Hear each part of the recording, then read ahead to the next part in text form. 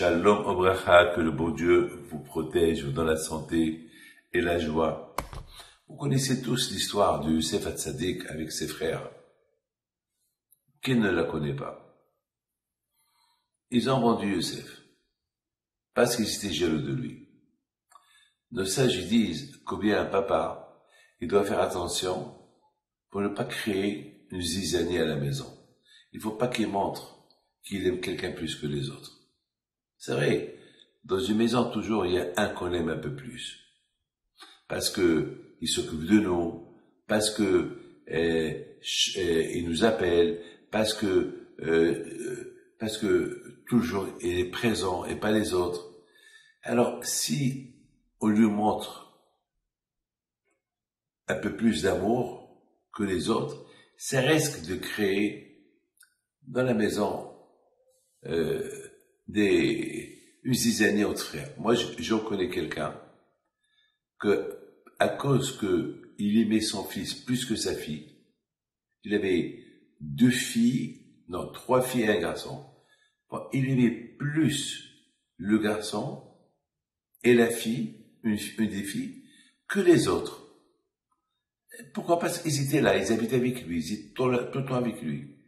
Et puis, l'une des filles, elle a complètement coupé avec ses parents. Jusqu'à maintenant. Ça fait 10 ans. Elle ne peut pas les voir. Jusqu'à qu'elle leur dit, jusqu'à que vous mettez en mon nom tout l'héritage. Vous donnez rien à l'autre. À mon frère. Il faut qu'il ait rien. Elle leur a dit, je sais ce que vous avez, papa, mes parents. C'est la folie. Moi, j'ai dit au père, mais il est venu me dire quoi faire. Je n'ai rien à faire. Tu la déshérites. Ça fait 10 ans. Elle veut de l'argent. Maintenant, qu'est-ce qu'elle veut? Elle veut que le père et la mère, ils coupent court avec les autres, ils vont avec elle. Mais je lui dis, monsieur, si tu fais ça, elle va prendre l'argent, elle ne te connaît pas. Parce que déjà, elle ne t'aime pas. C'est de la folie de faire comme ça aux parents, c'est inimaginable. C'est pas possible. Mais de toute façon, depuis le départ, je lui dis, il fallait pas montrer que tu aimes plus ton fils que les autres. C'est quelque chose que on doit il faut bien apprendre ça, mes amis. Il faut aussi apprendre à pardonner.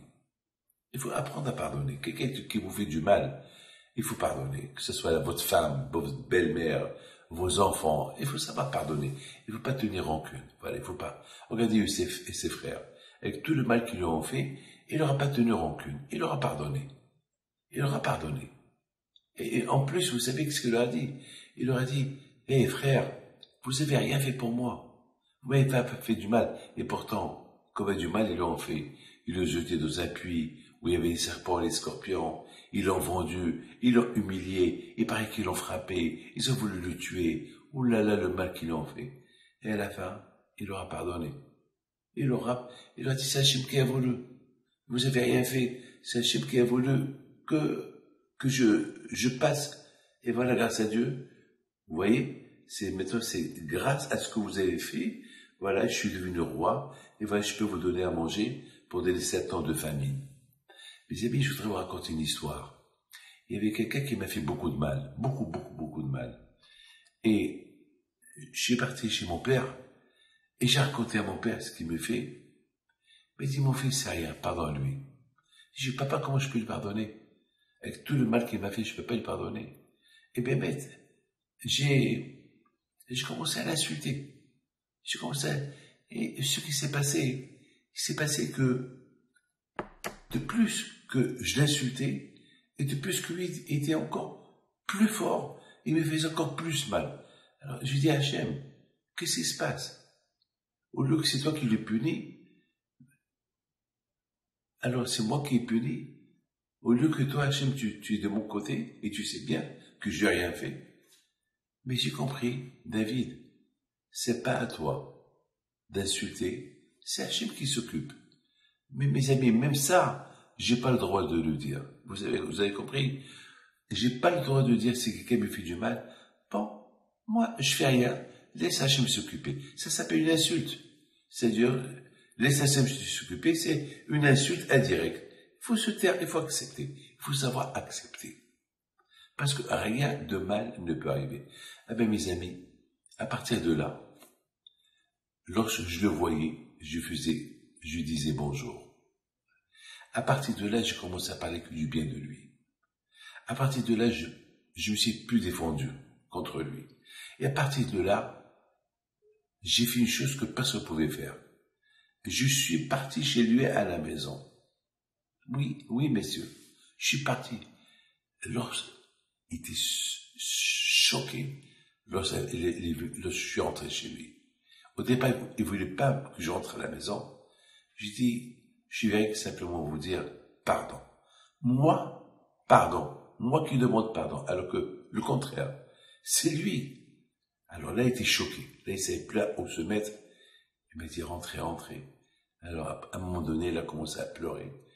Et c'est lui qui m'a dit, Rabbi David, excusez-moi. Et on a fait la paix. Et 2 semaines plus tard, il est mort, le pauvre. Et j'étais à son enterrement. Et jusqu'à maintenant, je lui fais, de temps en temps, je lui fais Kaddish. Et je parle, et beaucoup de gens qui me disent, Rabbi David, pourquoi tu fais Kaddish? Je dis, parce que parce que ma mère était encore vivante. Pourquoi tu fais Kaddish? Je dis, et mon père aussi était vivant. Je dis, je fais Kaddish pour ce monsieur. Mais, il n'y a pas de mais. Ça y est, c'est Hachem qui a voulu. Maintenant, il est à sa place, à Gan Eden, point final. Mes amis, il faut savoir apprendre à pardonner. Que le bon Dieu vous protège et vous donne la santé et la joie à mes créations.